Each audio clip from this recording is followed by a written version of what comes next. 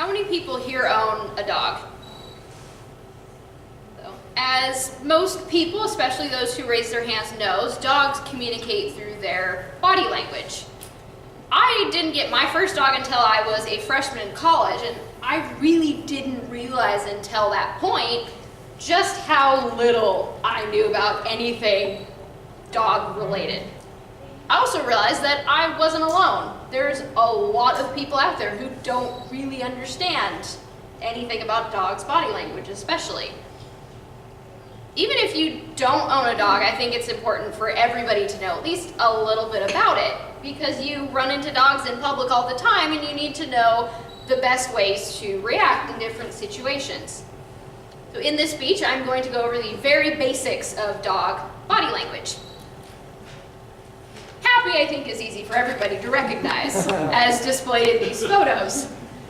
I mean, a happy dog is going to be very loose, very wiggly, their tail's probably going to be wagging, they're going to be running around like the dog on the right is doing, just very, very relaxed in general. That's the word I always try to think of when I think of a happy dog, is relaxed.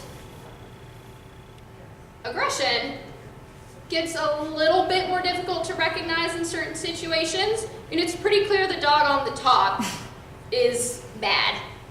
Its ears are back, its tail is tucked, he's snarling, he's probably growling, and his whole body is moving forward towards whatever he's trying to attack, and is very stiff. Most dogs won't just bite you straight away though. It does happen, but the large majority of times, in any situation, a dog will give warning signs before they bite you.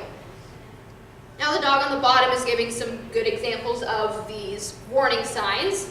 Again, the ears go back, he's pretty tense, the lips are really tightly drawn together, as you can see, and his eyes are pretty wide, and he's staring very intently at something.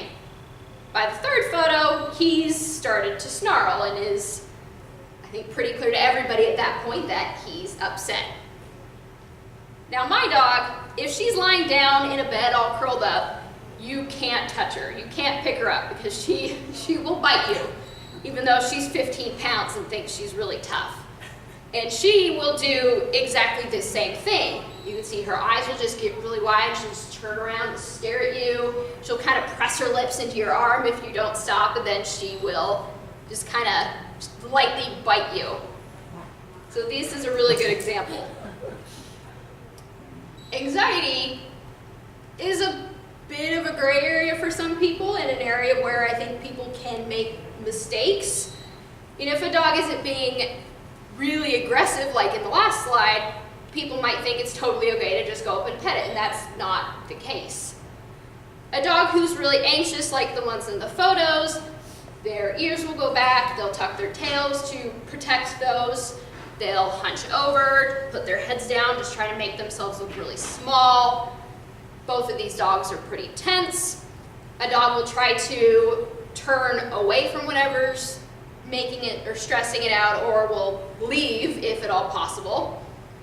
There's also a lot of more ambiguous signs to look for, and they'll display things that don't fit the situation, like licking your lips or yawning like the dog on the top is doing. They'll also scratch themselves, they'll bark. So it can be a little difficult sometimes to really see if a dog is anxious or not. Now again, these are the very basics of dog body language.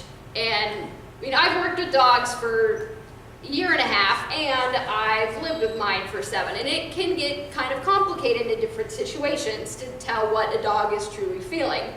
There's some signs that look a lot like the others, like there's there's a snarl like in the first photo, but then dogs will also grin and bare their front teeth when they're trying to be submissive towards you and trying to appease the other dogs.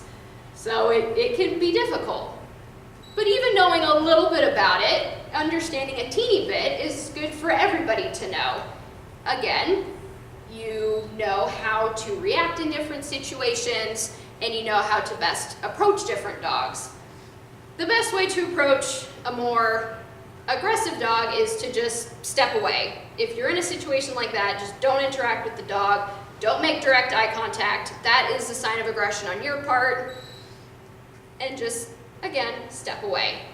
For a more anxious dog, the best thing to do is, again, don't make eye contact. You don't want to loom over the dog and go to pet it, because that is also an aggressive sign. The dog will think you're trying to dominate it and will try to defend itself. And turn your body a little sideways and let the dog just approach you from the side whenever it's ready. The most I can simplify it is, if a dog is relaxed, it's comfortable and happy. If a dog is tense, it's not, and that's a situation where you have to be a little cautious. The best thing to always keep in mind is just always be respectful, be alert, and be courteous. This is Toastmaster.